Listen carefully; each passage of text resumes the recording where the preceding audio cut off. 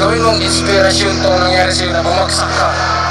Kahit ilang beses na tayo bumagsak, yung po natin parang boxing. Kahit ilang beses tayo na-knockout, trabaho tayo para sa pamilya. Kamusta mga idol? Here we go again, Mark Anthony TV. Please like and subscribe.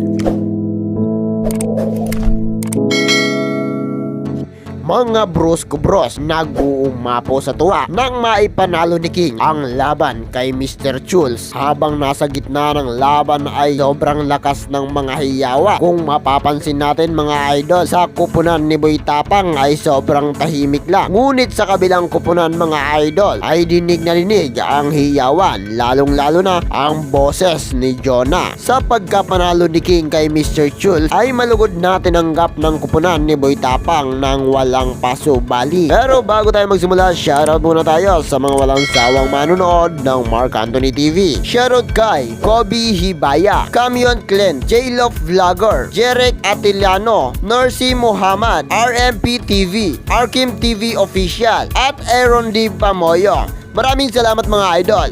Mabuhay kayo! Sa laban niya ay nasaksihan natin ang pagkapanalo ni King sa laban kay Chulz na grupo ni Boy Tapang. Natalo man si Mr. Chulz ay nakatanggap ito ng papuri kay Boy Tapang. Kahit natalo ang grupo ni Boy Tapang ay sobrang saya nila dahil nabigyan si Mr. Chulz ng pagkakataon na umakyat sa ring at maranasan ang buhay boksingero. Pareho mang baguhan ng dalawang manlalaro, si Mr. Chulz at King ay pinakita pa rin nila ang napakagandang laban. Hinusayan ng magkabilang panig para ipaglalaban ang kanilang nasasakupan, lalong lalo na yung mga tumaya sa kanila at ang kanilang sarili. Habang nasa laban mga idol ay naghahalakhakan naman sa tuwa ang Bros ko Bros. Sobrang lakas mag trash talk habang nasa ring ang dalawang manlalaro. Nangingibabaw ang boses ni Jonah, nagtatatalon sa tuwa kapag nakakapagbigay itong si King ng mga solidong suntok kay Mr. Chulz. Gayunpaman mga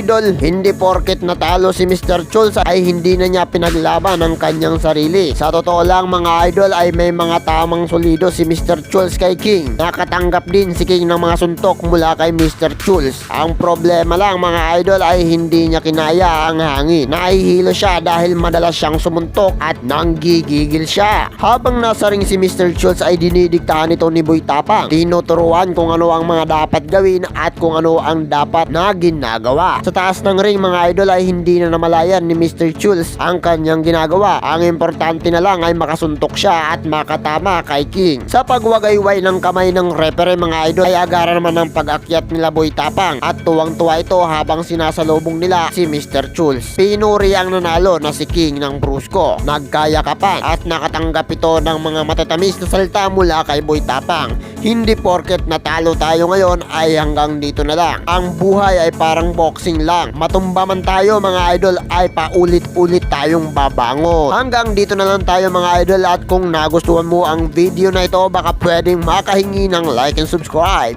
Pindutin nyo na rin ang notification bell para palagi kang updated sa mga usaping kagaya nito. Maraming salamat!